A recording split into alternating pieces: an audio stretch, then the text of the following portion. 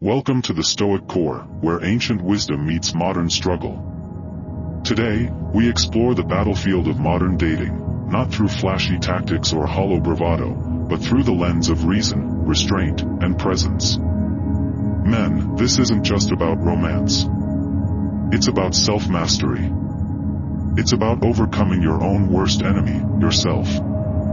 In this deep dive, we'll walk through the invisible dynamics of a first date and why so many men, despite effort and intention, fail it miserably. But not because they aren't good enough. No, they fail because they talk too much, try too hard, and kill the fantasy too soon. This is a lesson in restraint, in curiosity, in listening, and in learning to let silence be your ally. Let's begin. Chapter 1. The fantasy she brings and the test you must pass. You've swiped. You've spoken. You've managed to schedule a date. That alone is an achievement in this digital age. Approaching in real life takes guts. Swiping endlessly online takes persistence. Either way, if she's agreed to see you, she's already more of a yes than a no. Understand this: if a woman sets aside her time, puts on her makeup, dresses up, and chooses to meet you over staying in with comfort and a favorite show, she is investing in the idea of you. She doesn't know you, she knows only a fragment. But that fragment was enough to stir interest. You are not the man she desires, not exactly. You are the idea of the man she hopes you are. A silhouette, a sketch filled in with fantasy. She's not attracted to who you are, not yet. She's attracted to the image she's drawn in her mind, based on the sliver of information you've given her through your pictures, your profile, your voice, or your brief encounters. Here's where most men falter: they try to prove themselves.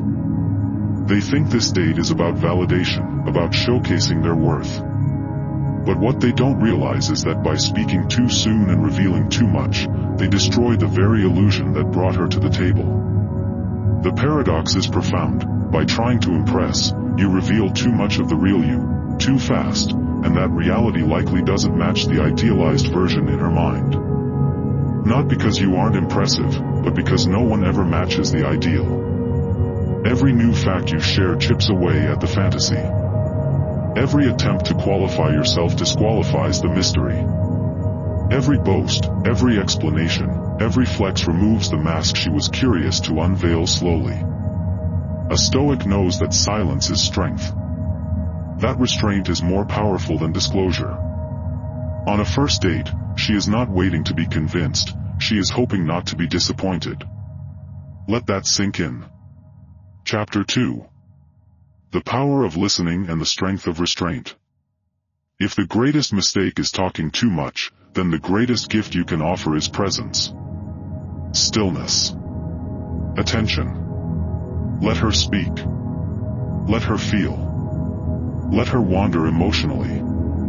Your job is not to perform, but to perceive. Not to showcase, but to observe. Prompt her gently. Ask the questions that dig deeper.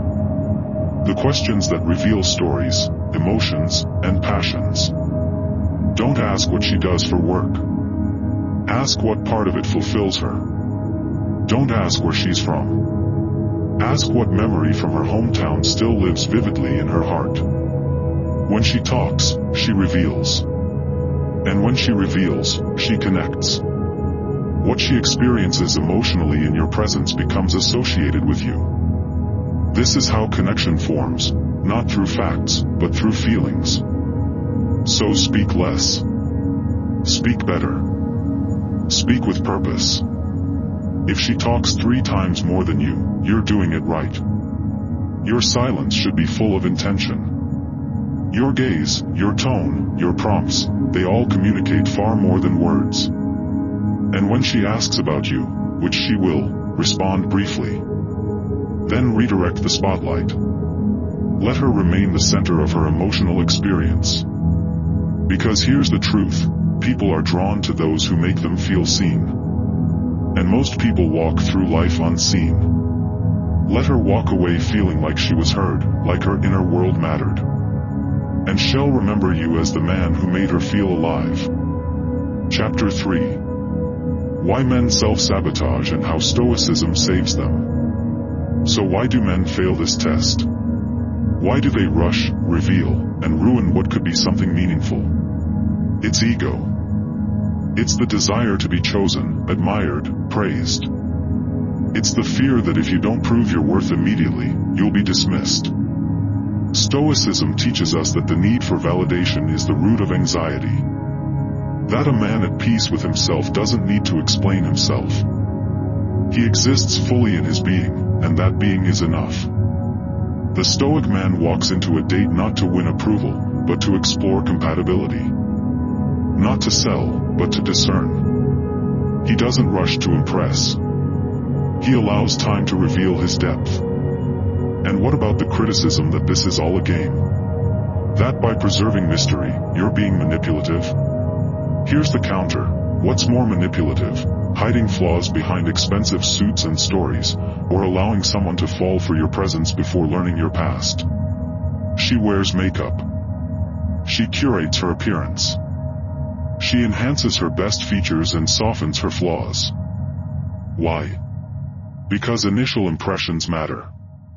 Because fantasy precedes familiarity. You are doing the same, not deceiving, but pacing. Not faking, but sequencing. Let her see the layers one by one. Let her discover the man beneath the silence. And when she's ready, and when trust is built, then speak, then share, then unveil. Chapter 4. Patience is power. When done right, the first date ends not with a full understanding of who you are, but with a hunger to know more. She should leave thinking, he was calm, confident, grounded. I don't know everything about him, but I want to. This is how attraction grows. Through restraint. Through curiosity. Through mystery. So men, be still. Be silent. Be selective.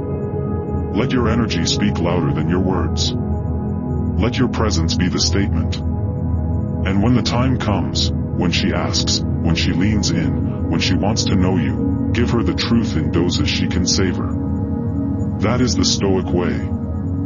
That is power with discipline. And that is how a man doesn't blow the first date, but passes the silent test with wisdom, composure, and grace. If you found meaning in this message, if you recognize that the path forward is not to speak louder, but to listen deeper, then you are already on your way. The first date is not a performance. It is a practice in self-control. A demonstration of emotional mastery. And an initiation into something deeper than appearances, connection. So take this wisdom, not just into your next date, but into your life. Like this video. Share it with a man who needs to hear this. And subscribe to the Stoic Core, where masculinity meets mindfulness, and presence is power. Until next time, remember, true strength doesn't demand attention. It invites curiosity.